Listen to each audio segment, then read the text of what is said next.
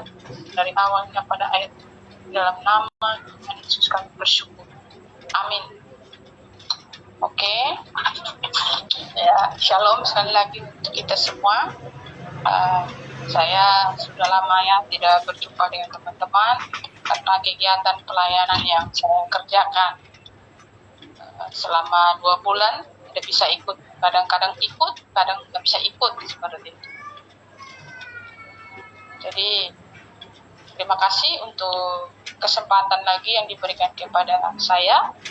Ya, teman-teman, kita mau merenungkan firman Tuhan malam hari ini yang terambil dalam Matius pasal 18. Matius pasal 18 ayat 21 sampai 35. Matius 18 ayat 21 sampai 35. Teman-teman, saya mengajak untuk kita membaca firman Tuhan ini. Semakin hari kita membaca, firman Tuhan itu berkuasa seperti itu. Jadi firman Tuhan hari ini saya memberikan satu tema tentang mengampuni dengan setulus hati. Tapi di sini temanya Matius 18 ayat 21 dikatakan perumpamaan tentang pengampunan seperti itu, mengampuni. Apa yang dikatakan oleh firman Tuhan? Bunyinya demikian. Kemudian datanglah Petrus dan berkata kepada Yesus, Tuhan, sampai berapa kali aku harus mengampuni saudaraku jika ia berbuat dosa terhadap aku? Sampai 7 kali? Itu ayat yang ke-22. Yesus berkata kepadanya, bukan, aku berkata kepadamu, bukan sampai 7 kali, melainkan sampai 77 kali. Nah, di 23 di situ ada tentang perumpamaan. Ya, mungkin teman-teman sudah pernah mendengar kisah ini tentang hal kerajaan sorga, seumpama seorang raja yang hendak mengadakan perhitungan dengan hamba-hambanya. Setelah ia mulai mengadakan perhitungan itu, dihadapkanlah kepadanya seorang yang berutang 10.000 talenta. Ayat yang ke-25, tetapi karena orang itu tidak mampu melunaskan hutangnya, raja itu memerintahkan supaya ia dijual beserta anak istrinya dan segala miliknya untuk membayar hutangnya. Ayat 26, maka sujudlah hamba itu menyembah dia, katanya, sabarlah dahulu, segala hutangku akan kulunaskan.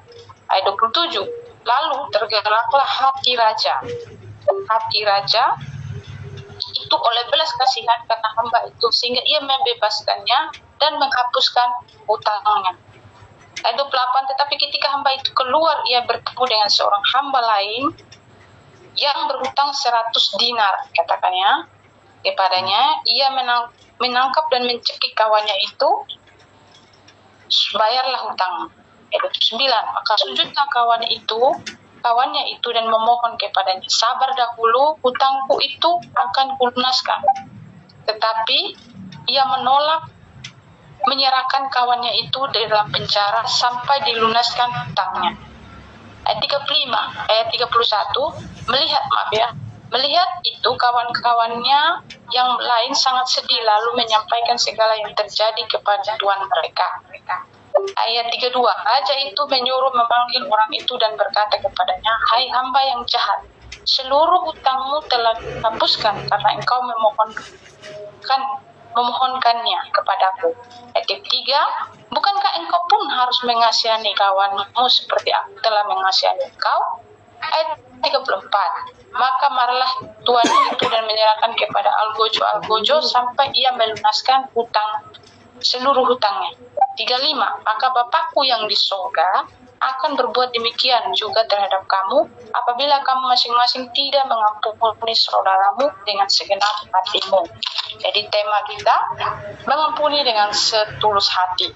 Ya, mengapa kita mengatakan mengampuni? Berarti ada yang menyakiti kan, seperti itu, teman-teman. Kita semua mungkin pernah kita disakiti. Mengampuni itu bukan hal yang mudah, tetapi Tuhan mengingatkan di sini Tuhan mengingatkan kepada Petrus. Petrus bertanya kepada Yesus, sampai berapa kali aku harus mengampuni saudaraku yang menyakitiku atau saudaraku yang berbuat dosa? Katakan seperti itu. Apakah hanya 7 kali? Seperti itu. Dikatakan mengampuni. Apa yang waktu kalau dipikir secara zaman Yahudi berkata bahwa orang Yahudi berpikir bahwa mengampuni itu hanya batas 7 kali. Tetapi apa? Berbeda, sinkron, berbeda, sangat berbeda dengan cara Tuhan. Cara Tuhan mengingatkan bahwa kita harus mengampuni 77 kali. Artinya tanpa batas. Artinya segenap hati.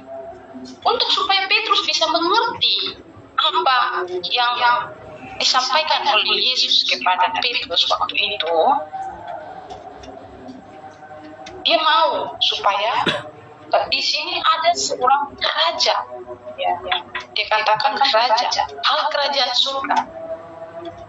Hal kerajaan surga itu seperti apa? Ada raja, tadi sudah kita baca kisahnya. Di situ ada hamba yang mempunyai hutang sebanyak berapa tadi? Siapa yang membaca tadi? Berapa dinar tadi? Dikatakan berapa hutangnya? 1.000 ya. 1.000 atau 100? Kalau ada teman-teman yang bisa baca, coba. Di situ hutangnya kalau dipikir 10.000 dinar, ya. Dikatakan 10.000 dinar. Kalau kita berpikir ya, 1 talenta itu sama dengan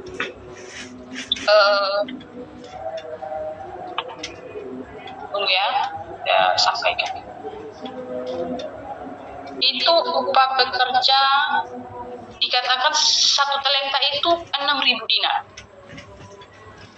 Jadi upah bekerja seorang pekerja itu 6.000. 1 hari kerja, ya. Dan itu kalau dia harus bekerja sampai 20 tahun, bagaimana dia bisa melunaskan hamba itu? Bagaimana dia melunaskan hutangnya? Tetapi di sini adalah gambaran tentang Tuhan Yesus. Tuhan Yesus yang mengampuni kita. Seharusnya kita ini dihukum, tidak layak sebenarnya kita mendapatkan pengampunan. Tetapi Tuhan mau mengajarkan kita bagaimana kita harus mengampuni. Tuhan saja yang pertama, mengapa kita harus mengampuni dengan tulus ikhlas? Pertama, karena kita belajar dari pribadi Tuhan secara pribadi. Mengapa kita harus mengampuni? Mungkin Tuhan aja mau mengampuni. Orang-orang pada waktu itu banyak yang menyakiti Yesus, selalu menuduh dia, selalu ketika ajaran-ajaran yang disampaikan selalu dibilang itu sesatlah, inilah, itulah, semuanya. Bahkan dia waktu disiksa, dihina, diludahi, orang-orang yang selalu bersama dengan Yesus pada waktu zaman itu. Tetapi kita diingatkan tentang karya penebusan Tuhan, pengampunan yang Tuhan sudah berikan kepada kita. Kita belajar dari Tuhan yang mau mengampuni, ya. Dia mengampuni orang yang berdosa. Kalau kita pernah membaca firman Tuhan, perempuan yang kedapatan berzina di Yohanes 8, dia kedapatan berzina. Banyak orang-orang mengatakan, orang yang Yahudi mengatakan, lempari saja, hukum saja dia, rajam saja dia, matikan aja. Tapi cara Tuhan berbeda. Mungkin teman-teman pernah disakiti oleh teman-teman. Bagaimana kita belajar pribadi Tuhan? Mari kita dihina, diuluk, mungkin kamu mungkin punya pacar selingkuh. Sudah, biarkan kita harus mengampuni dia. Bukan dia jodoh, gitu. Bukan dia orang yang tepat dalam hidup. Mungkin kalau cara dunia, kita melihat cara dunia saat ini, untuk bisa mengampuni orang itu harus membalas. Tidak mau dia mengampuni. Saya sudah dilukai, saya sudah disakiti kok. Seperti itu. Tapi cara Tuhan sedang mengajak kita mengampuni. Mengampuni bukan setengah-setengah. Seperti itu. Mengapa kita harus mengampuni? Yang pertama tadi belajar dari Tuhan. Di sini ada raja yang mau memberikan belas kasihan. Kita harus punya belas kasihan juga. Kita harus punya rasa kepekaan. Makanya Tuhan mengajarkan Oh Bapa kami, ampunilah kami. Ampunilah orang yang bersalah kepada kami. Katakan seperti itu. Ampunilah orang yang sudah menyakiti kami. Mungkin orang tua pernah menyakiti teman-teman atau keluarga atau tetangga atau siapa saja. Mari kita belajar dari pribadi Tuhan. Dia adalah pribadi yang mau mengajarkan kepada kita untuk mengampuni, melepaskan. Mengapa sudah kita belajar? Tadi yang pertama kita belajar tentang supaya kita memiliki belas kasihan. Karena Tuhan juga mau mengajarkan kita untuk mengampuni sesama kita. Seperti itu. Mengapa kita harus mengampuni? Karena Tuhan mau kita dibebaskan dari rasa bersalah. Seperti itu. Rasa tertuduh. Karena kalau orang yang disakiti, terluka, rasa kecewa, dia sangat mengecewakanku Tuhan. Dia sudah melukai hatiku Tuhan. Sakit rasanya. Acit naik, orang Batak bilang, acit naik Tuhan. Sakit sekali rasanya Tuhan. Seperti itu. Orang Batak itu bilang, acit naik ya. Saya hanya mendengar bahasa seperti itu. Tapi pernah kita mungkin dilukai ya, pernah dihina atau dipolok atau di apa gitu. Tapi mari, kita belajar mengampuni dia, ampuni supaya kita bisa berdamai dengan orang lain. Kita datang kepada Tuhan supaya Tuhanlah yang memampukan kita, memampukan teman-teman untuk bisa mengampuni. Seperti itu. Mungkin orang yang pernah menyakiti atau apapun siapa saja yang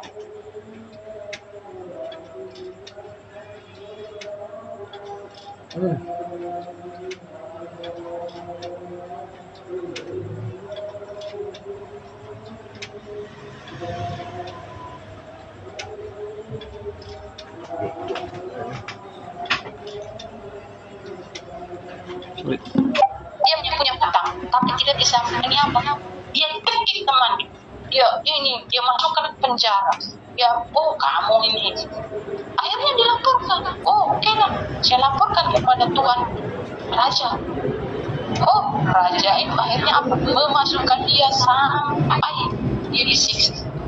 Jadi mari kita belajar dari sini, apapun yang terjadi dalam hidup kita, yang kita alami dalam hidup kita, mau kita mengalami, apalagi kalau kita dilecehkan atau kita mengalami dilukai ataupun sangat-sangat terluka, mungkin kita pernah dipukul bapak kita benci bapak kita mau ingin bunuh bapak kita, tapi Tuhan mengajarkan ampuni dia, ampuni.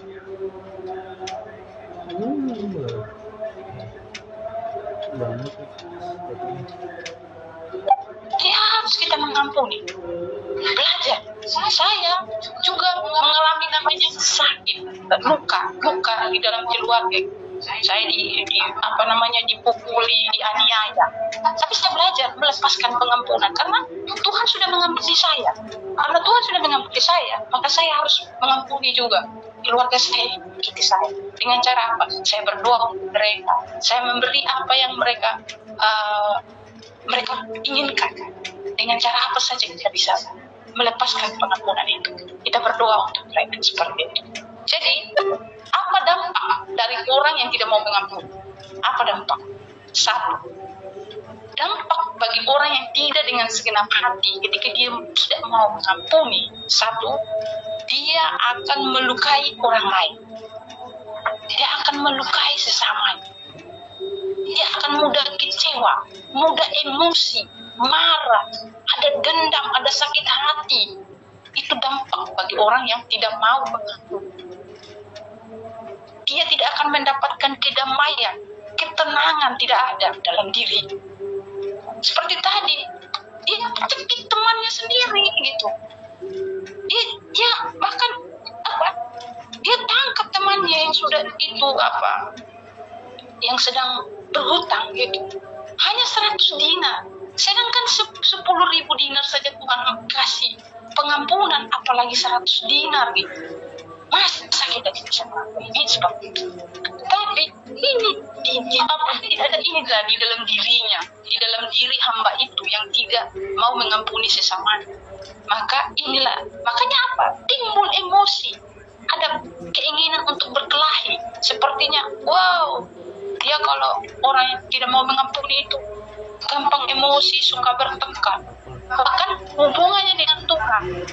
Mengapa banyak gereja jemaat-jemaat Tuhan tidak mau beribadah? Karena sakit hati. Pendeta ini, kalau khotbah ini keras, saya tidak mau dengar khotbah dia. Loh, kok kecewa? Gitu. Dia sakit hati. Akhirnya apa? Dia putus hubungannya dengan Tuhan. Dia tidak mau datang beribadah. Dia menjauh dari Tuhan. Dia hubungannya semakin hilang gitu. Akhirnya dia tidak ada lagi kedamaian. Dia suka menyalahkan orang lain. Ketika dia mau bicara, dia selalu perkataannya menyakiti orang lain. Karena apa? Ada yang belum dilepaskan, ada yang belum dibebaskan, ada yang belum dimerdekakan dalam. Kalau orang yang sudah dimerdekakan tadi, dia akan merasa tenang, dia akan merasa damai, dia mudah bisa mengasihi sesama. Jadi dia mudah memaafkan sesama seperti itu. Saya seringkali mendapat seringkali di dalam komunitas ini seringkali ada masalah-masalah. Dia menyakiti saya, dia melukai saya, Tuhan. Teman-teman tidak suka dengan saya. Udah berdoa, Tuhan mengajarkan berdoa untuk mereka. Tuhan begitu. Tuhan berdoa waktu dia disalib, dia berdoa kepada orang-orang itu. Dia berdoa, ampunilah mereka Tuhan. Mungkin karena mereka tidak tahu apa yang mereka berbuat seperti itu. Berdoa untuk mereka. Kata-kata mereka supaya kata-kata yang memberkati, bukan kata-kata yang menyakiti, bukan kata-kata yang melukai sesama. Seperti itu. Jadi kalau kita tidak mau mengampuni lagi, mudah terkena serang penyakit. Kenapa kanker? Karena apa? Simpan sakit hati, dendam. Lebih baik kita seumpama begini. Kalau kita punya sampah di rumah, bagaimana? Sampah yang sudah sampah. Paling kita buang. Masa kita mau simpan lagi? Itu sudah busuk. Itu ibarat seperti itulah orang yang sakit hati. Ada sampah dalam diri. Harus dilepaskan. Sampah-sampah itu harus dibuang dalam diri. Harus benar-benar datang pada Tuhan. Tuhan, mampukan aku untuk bisa mengampuni si A, mengampuni si B, mengampuni si C. Siapa saja.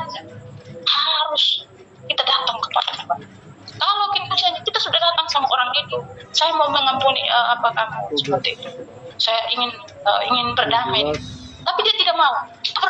Oke, saya sudah melepaskan pengampunan bagi dia, tetapi hatinya belum siap.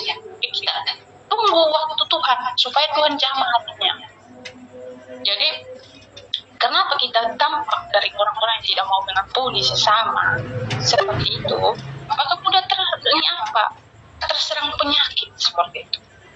Penyakit ada kanker, mudah lemah. Ini ada aja penyakit itu. Ya. Yang berikut, kalau orang yang tidak bisa mengampuni menghambat pertumbuhan iman. Ya, kalau ayo kita baca di dalam Yesaya 59 ayat 1 sampai 3. Coba satu orang membaca.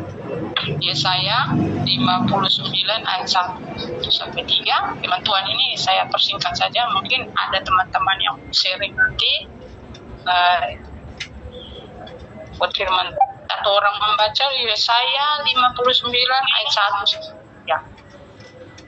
59 ya. 59. Ayat 1 ya? Ayat 1 sampai 3. Ayat 1 sampai 5. 3. Tidak. Sesungguhnya tangan Tuhan tidak kurang panjang untuk menyelamatkan, dan pendengarannya tidak kurang tajam untuk mendengar. Tetapi yang merupakan pemisahan kamu dan Allahmu ialah segala kejahatanmu dan yang membuat dia menyembunyikan diri terhadap kamu, sehingga ia tidak mendengar ialah dosamu. Ayat 3, sebab tanganmu cemar oleh darah dan jarimu oleh kejahatan mulutmu, mengucapkan segala lidahmu menyebut-nyebut kecurangan. Amin. Ya, itu ada dosa. Itu bisa. Sebenarnya Tuhan mau menolong kita, tapi kalau kita tidak mau mengampuni sesama kita, bagaimana mau Tuhan tolong kita? Bagaimana Tuhan mau memperlihatkan bahwa Tuhan selalu memelihara kita, Tuhan mengasihi kita. Ini siapa saja yang menyakiti kita gitu. Mungkin kita selalu dalam perjalanan hidup ini banyak kita mengalami namanya luka-luka. Jadi buang luka-luka itu. Kalau ada namanya penyembuhan hati Bapa. Mungkin Bapa kita menyakiti kita. Ada dia sayang sebenarnya sama kita, tapi ya kita harus melepaskan pengampunan. Seperti tadi isi saya. Makanya Tuhan dijelaskan tadi di pasal yang 14 itu menjadi kesimpulan, maka Bapa-Ku yang di surga akan berbuat demikian juga terhadap kamu apabila kamu tidak mengampuni saudara-saudaramu dengan segenap hati. Wah, Tuhan juga mana mau mengampuni kita. Walaupun kita sudah ini, tapi kalau ada ini, saya punya kisah. Ada teman yang saya layani di sini, dia sudah tua, udah umur 84 tahun. Dia mengalami namanya luka hati. Selalu saya ingatkan, ampuni dia, orang itu yang sudah menyakiti kita. Mungkin hanya ambil uang kita. Saya benci dia, saya sampai benci. Akhirnya apa? Meninggal dalam luka hati. Pertanyaannya begitu. Selama ini sudah menjadi orang Kristen, itu bagaimana? Ini menjadi contoh buat teman-teman yang masih muda-muda. Kalau ada orang yang menyakiti kita atau melukai kita atau siapa saja, mari belajar kepada Tuhan mau mengampuni kita. Kalau Tuhan saja mengampuni kita, sesakit apapun kita yang kita hadapi seperti itu, mari kita belajar terus melepaskan pengampunan dengan segenap hati, bukan dengan setengah hati seperti itu. Saya juga belajar. Saya juga mungkin ada yang menyakiti saya. Ya cepat-cepat memaafkan gitu. Mungkin kadang kita merasa bahwa saya benar. Itu ego kita. Kita nggak mau merendahkan hati. Kita harus belajar datang. Saya memaafkan kamu ya. Walaupun kamu tadi menyakiti saya. Dengan kata-katamu tadi. Mungkin di teman-teman di dalam komunitas kita mungkin menyakiti, ada yang sesama menyakiti atau apa. Mungkin dengan kata-kata, kamu tidak baik, kamu tidak memimpin, kamu tidak bisa ini, kamu. Udahlah, kita berdoa supaya Tuhan mengampuni kita untuk bisa melepaskan pengampunan. Mengampuni itu bisa dilalui diri kita sendiri dulu, baru kita bisa mengampuni orang. Kita bisa menerima diri kita, baru kita bisa mengampuni. Itu aja firman Tuhan yang bisa Kak Dina bagikan untuk kita dengarkan bersama di malam ini. Terima kasih. Mungkin kita ada yang mau menambahkan atau ada yang mau sharing, silakan.